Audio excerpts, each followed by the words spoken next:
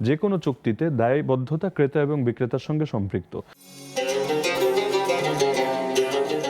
স্বর্ণের দোকানে একটা ঋণ আছে আসলে। খালা স্বর্ণ নিয়ে এসছে আর তারাই নিয়েছে বিষয়টা। ওরা বলছে ঠিক আছে আমি দিয়ে দেবো। কিন্তু তিনি এখন মারা গেছেন। এখন এই যে বাবার তার সন্তানরা দায়িত্ব নিয়েছে। এখন এই ঋণের দায়িত্ব যেহেতু নিয়েছে তারা, এখন এর দায়বদ্ধতা তার বাবার উপর বর্তায় কিনা আসলে, কিন্তু মারা গেছেন। শরীয়তে মূল বিষয়টা মাথায় রাখা দরকার যে ক্রেতা এবং বিক্রেতার মধ্যে যে লেনদেন হয় সেটার দায়িত্ব ক্রেতার উপরেই থাকে, দ্বিতীয় কারো উপরে না। কিন্তু যেহেতু তার খালা এটা কিনেছেন এবং তার হয়তো ওই সময় সামর্থ্য ছিল না বা যে কোনো অসঙ্গতির কারণে তিনি এটা তার বাবার সামনে উপস্থাপন করেছেন এবং দুলাভাই হিসাবে তিনি এটা দায়িত্ব নিয়েছেন যে ঠিক আছে আমি দিয়ে দিব। এখনই দিয়ে দেবো এই কথাটারও কিন্তু দুইটা অর্থ হয়। একটা হলো ওয়াদা দেওয়া, দায়িত্ব নিজে নিয়ে নেওয়া, নিজের কাঁধে নিয়ে নেওয়া।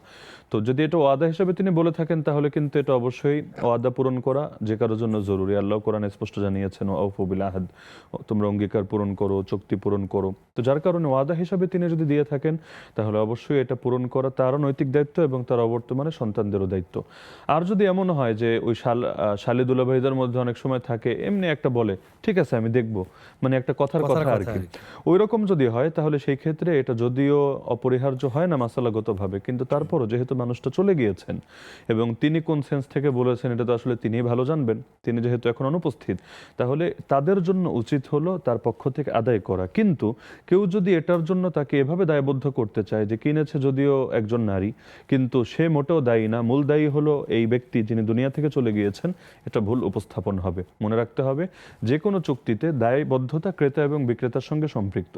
আর অন্য কেউ এটার দায়িত্ব নিলে সেটা তার পক্ষ থেকে একটা স্বতঃস্ফূর্ততা। তো স্বতঃস্ফূর্ততা কেউ যদি করে তাহলে সেটা পূরণ করা একটা আলাদা কারণে তার জন্য জরুরি, যে ওয়াদা পূরণ করার নির্দেশ কোরআনে আছে। কিন্তু এর মানে এটা না যে ক্রয় বিক্রয়ের দায় এটা ক্রেতার থেকে সরে গিয়েছে এবং এই থার্ড পার্সনের উপর গিয়ে পড়েছে।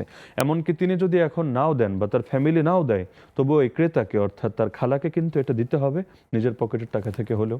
এটা শরীয়তের ফয়সালা। বাবাকে চেনেন হ্যাঁ, চেনেও না এবং লেনদেন কিন্তু খালার সাথে খালার সাথে, এবং তিনি তো বলেছেন মানি রিসিটেও তার খালারই নাম রয়েছে।